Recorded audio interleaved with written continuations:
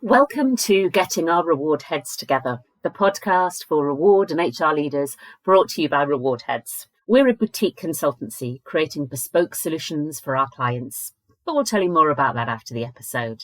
For now, let's get started. I'm Victoria Milford, the CEO of Reward Heads, and today I'm joined by John Freeman to talk about national minimum wage compliance traps and how to avoid them. Hi Victoria, thanks for having me. As you know, my background is in hospitality, which is a sector where this is really impacting. And so we've decided to use that as an example for the podcast.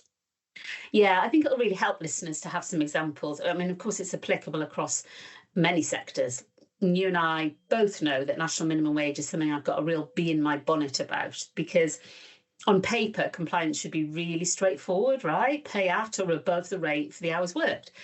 But we know it's really that simple, and that's very much true in hospitality. And have you picked this topic because legislation has changed? Not so much the legislation, although it is always evolving, but more because we've seen responsibility move from HMRC's minimum wage unit into the new Fair Work Agency, which is a much broader remit, including holiday pay, for example. But I don't think it'll reduce the focus on national minimum wage, because that really is all about fair pay.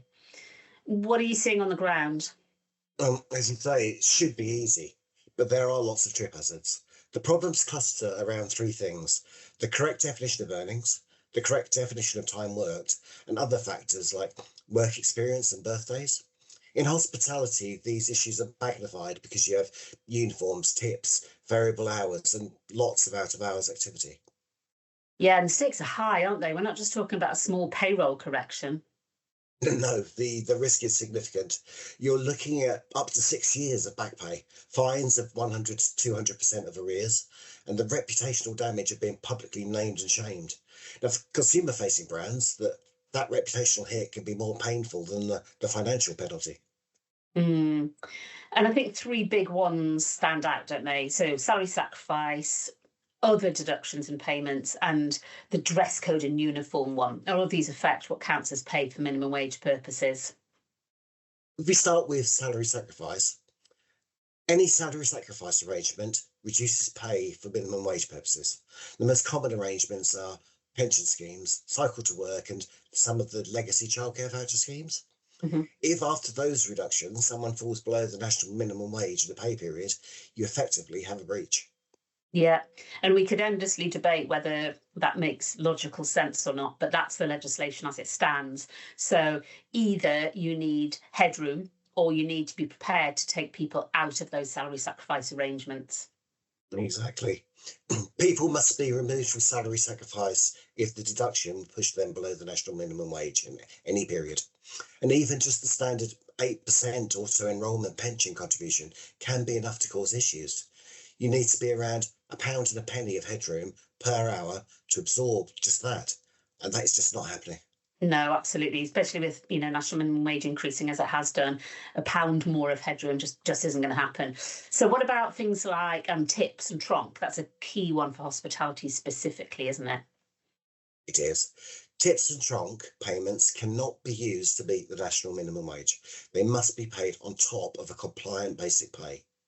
Since the 1st of October 2009, customer tips cannot legally be counted towards the national minimum wage, whether they're paid through payroll, tronc, or directly by customers.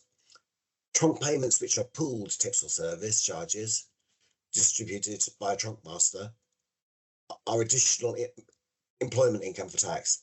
They're explicitly excluded from national minimum wage calculations. I love that term, tronc master. It sounds like it should be something in a game, doesn't it? But you can't just say that, the basic rate is a bit low, but they make it up in tips.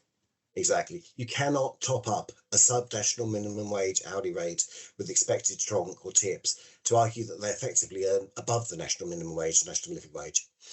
Anything not consolidated into standard pay or that is attributable to a particular aspect of working arrangements, so things like attendance bonuses, punctuality bonuses, or on-call allowances, unsocial hours premiums, shift allowances, key holder allowances, well, they can all also fall outside of what counts towards national minimum wage. Yeah, and there are other deductions, aren't there, that sometimes slip under the radar? Yes, you often see things like savings clubs or lotteries run through payroll, uniform or equipment deposits for new starters, lateness penalties that are bigger than the value of the missed time, Mm. payments for lost or damaged stock, charges for the non-return of uniform when someone leaves, and the recovery of training expenses on exit. All of these reduce pay for minimum wage purposes. So if you're not modelling their impact carefully, you can accidentally drop someone below the legal minimum. Yeah, and I think lots of those are examples of where the policy may say one thing, but the reality is something else, or the people writing the policy just have no idea that there's a national minimum wage implication. And let's pick up that dress code and uniform one, because that's particularly relevant in hospitality and in retail, I think. Definitely. The rule of thumb is if the employee is provided with the uniform, well, that's fine from a national minimum wage perspective. The challenge comes when you specify what they have to wear, even if it sounds broad, like black trousers and black shoes, but you don't provide it or fund it adequately. Yeah, so what should employees do if they want a particular look or particular standard? You've got two real options. You could either just provide the items or give a realistic allowance for them. And realistic means thinking about typical costs and replacement intervals. So if a pair of trousers is usually around £20, how many pairs does someone need for their working week? And how long can you reasonably expect them to last, especially in a high wear environment like a kitchen or a bar? If your standard effectively requires them to spend their own money to comply, then that spend can reduce their pay for national minimum wage purposes.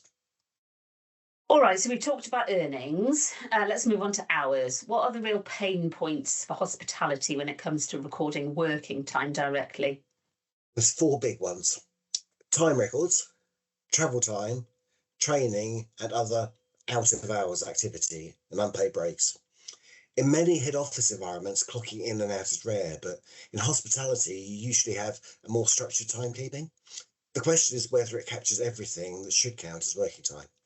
Okay, so what sort of things get missed? Coming in early is a classic example. If the employer requires the employee to be there for pre-shift briefings or opening or closing tasks, then that time must be paid. If employees need time to change in and out of uniform, such as chef's whites, that changing time must be paid. Security checks before or after work must also be paid. So particularly for people who work perhaps in an airport. If someone simply chooses to come in and early for a coffee or catch up with their colleagues, well, that's different. But you need to be clear about what's required versus what's optional. Yeah, and I suppose we should be clear what you mean when you say it needs to be paid. It needs to be taken into account, doesn't it, in the calculation? You may not have to pay it if you've got lots of lovely headroom, but as we've sort of already said, it's often quite unusual to have enough headroom to take account of some of these things. So the safe option is to pay it. And that signing in that you talked about, sometimes the same sign-in system is used for multiple purposes, isn't it? Yes, exactly. If people must be signed in on the premises, even when they're not actually working, that needs to be clearly separated from work time in your records. Otherwise, you may underpay for actual work time, or your data is too messy to demonstrate compliance if you're challenged. What about breaks? I think that's one that trips people up quite a lot because it's quite confusing. Well, yeah, there's no legal requirement to pay for breaks unless the contract says you will. What you must do is provide the minimum breaks under the Working Time Directive. For over 18s, 20 minutes after 6 hours. For under 18s, 30 minutes after 4 hours. And drivers have higher requirements. If someone works through their break, that time needs to be recorded as working time. It doesn't automatically have to be paid, but it does need to be paid if counting it as unpaid would push their overall pay below the national minimum wage. Yeah, that's right. And in the real world, in hospitality operations, breaks are rarely neat, are they? Exactly. It's almost impossible just to stop service midway through, putting food onto a table and say, Mhm. I'm off for my break now. So you need a robust way of recording and monitoring breaks that reflects operational reality, not just what the rota says. Brilliant. Well, that was a quick walkthrough, really, of what some of the big issues are in tripping organisations up. So thanks for joining me and sharing those really practical insights for employers who are really trying to navigate that national minimum wage compliance and pay compression at the same time. Thanks, Victoria. It is a real issue for many of our clients and community. We've seen technical breaches where the intent was sound. Yeah. At Reward Heads, we work with a range of organisations who would like support on national minimum wage compliance. Often when the knock on the door for an audit has happened. So if you'd like support with your national minimum wage audit or compliance, you can get in touch with us at Reward Heads on rewardsolutions@rewardheads.co.uk or visit the website www.rewardheads.co.uk. And we've also got an e-learning module that's specifically about national minimum wage compliance, which you can purchase on the website. Thank you very much for listening to Getting Our Reward Heads Together. Don't forget to subscribe so you don't miss our next episode, where we'll be exploring more of the big themes in reward and benefits and what they mean for you in practice. Thanks for listening to Getting Our Reward Heads Together, brought to you by Reward Heads. We're a boutique reward consultancy working with organisations across the UK and beyond. Our mission is to help HR and reward leaders design fair, engaging and effective reward frameworks and solutions, from pay and benefits to recognition and governance. Every solution we create is bespoke, built around each client's unique goals and challenges. We also offer coaching, resourcing and trusted forums to keep you connected to the latest reward trends. If we can support your reward journey, we'd love to hear from you.